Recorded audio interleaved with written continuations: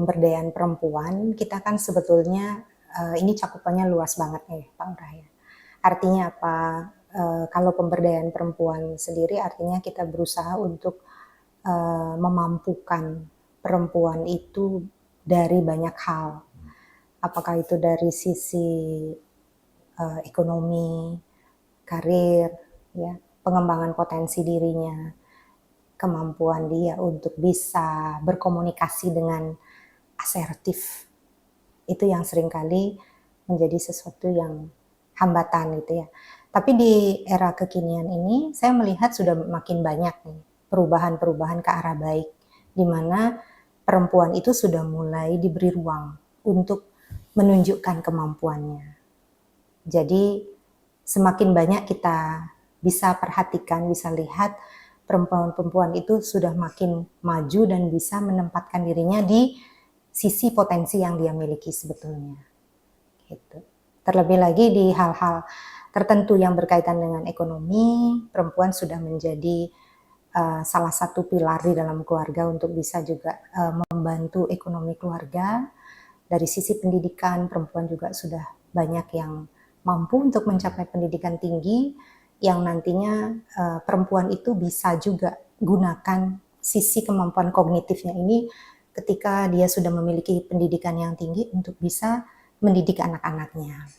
Di hal kemampuan untuk berkomunikasi ataupun menyampaikan pendapat gitu ya.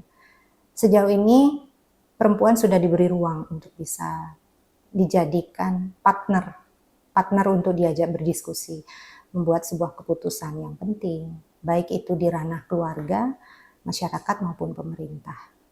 Itu sih yang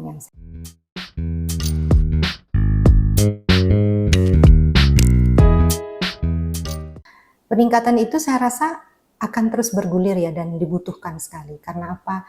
Kebutuhan terhadap perkembangan zaman itu sudah semakin maju, banyak hal-hal yang harus kita perhatikan. Walaupun kita sebagai perempuan sudah diberikan ruang untuk berdaya dari banyak hal, tetap harus melihat kodrat kita sebagai perempuan. Dalam artian begini, hal-hal yang harus kita perbaiki apa? Mungkin di ranah keluarga gitu ya, sebagai perempuan terkadang pendapat kita nggak didengar. Jadi ini mungkin perlu diperhatikan bagaimana cara kita menyampaikan, bagaimana cara kita untuk menempatkan, memposisikan, ini problemnya apa sih? Gimana cara saya untuk menyampaikan sehingga lawan bicara, siapa yang kita ajak bicara, itu mampu untuk mengetahui esensi dari permasalahan yang harus didengar dari kita itu apa gitu. Jangan hanya diam. Kadang-kala kan kita sebagai perempuan di ranah domestik gitu hanya mengikuti aja, disuruh A ya A gitu, disuruh B ya B.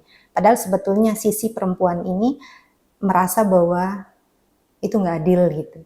Jadi harus mau bicara, speak up, asertif untuk menyampaikan. Saya rasa hal itu yang paling krusial untuk dilakukan oleh perempuan karena banyak sekali hal-hal yang berkaitan dengan kekerasan perempuan di mana perempuan tidak mau ngomong. Sebenarnya dia sudah mengalami ketidakadilan di dalam ranah keluarga misalnya, itu dia nggak bicara, dia hanya menerima. Sebetulnya perempuan itu sendiri yang punya kans untuk terjadinya intimidasi. Kalau kamu ngomong, saya rasa hal itu bisa didengar oleh lawan bicara. Gitu.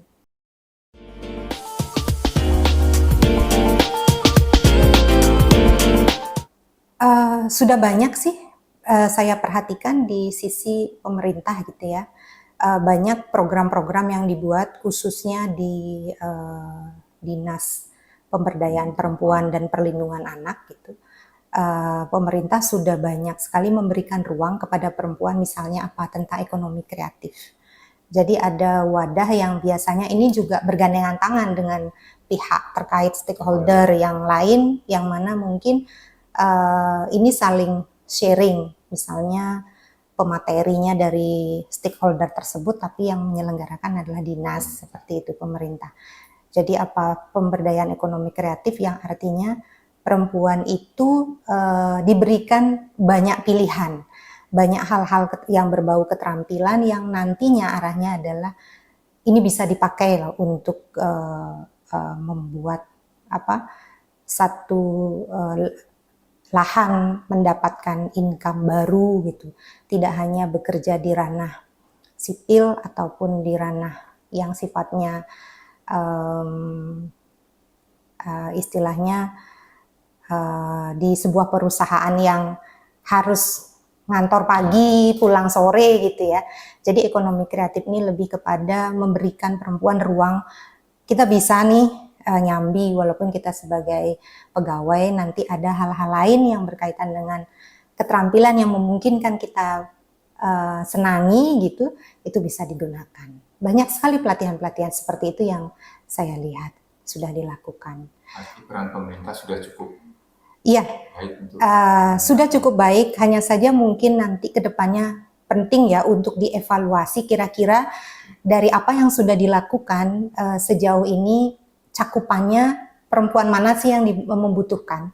Itu nanti perlu dievaluasi kembali ataupun misalnya divariasikan lagi pelatihan-pelatihan lain yang sekiranya mungkin dari sisi waktu diperhatikan tidak terlalu lama ya. Terus bahan ataupun modal yang dibutuhkan tidak terlalu besar, ataupun nanti ketika memang dibutuhkan waktu yang panjang mungkin dibuat dalam termin-termin yang memungkinkan itu tidak terlalu banyak menyita waktu, seperti itu. Perlu dievaluasi kembali. Okay.